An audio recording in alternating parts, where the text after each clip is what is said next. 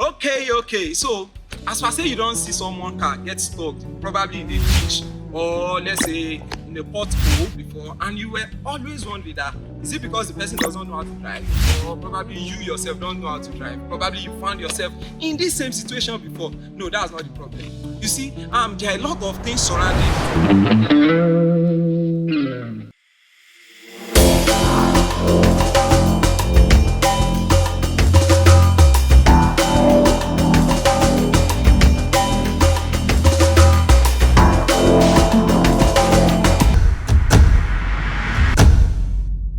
My name is o.victor, popularly known as m-zord. So this is m-zord Auto Republic.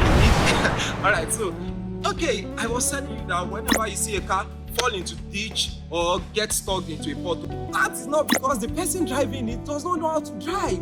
That is not the problem. But there are two things involved.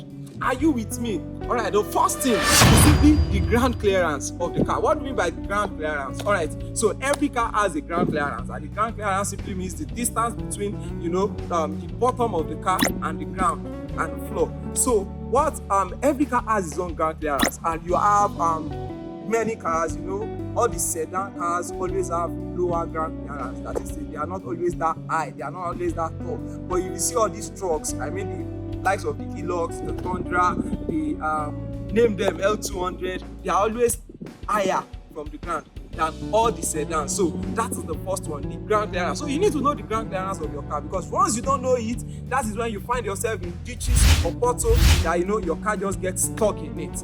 The second one is simply based on your drivetrain. You see, wherever the power of your vehicle, the power of your drivetrain is being sent to. So that is when we have, we have the front wheel drive, we have the rear wheel drive, we have the all-wheel drive, and sometimes you see 4x4 on other cars. I'm going to tell you that in another content entirely. But for this one, I'm simply going to talk about the front wheel drive or the rear wheel drive. So whenever you see FWD, that simply means front wheel drive. That is to say, the power of the drivetrain is sent to the wheel at the front of your car. So the tire at the front, they are the ones that majorly keeps the car moving. So the ones at the back are just there, just for the auxiliary, just to help. So whenever one of the tire at the front have issue or have less traction, what do I mean by traction? It is not gripping the ground very well. That's when you get stuck and you won't be able to move anywhere. So whenever you probably have it in a gutter or you have it somewhere else, then you'll be looking like, I still have 3 tires on ground. No, you have only 1 tire, because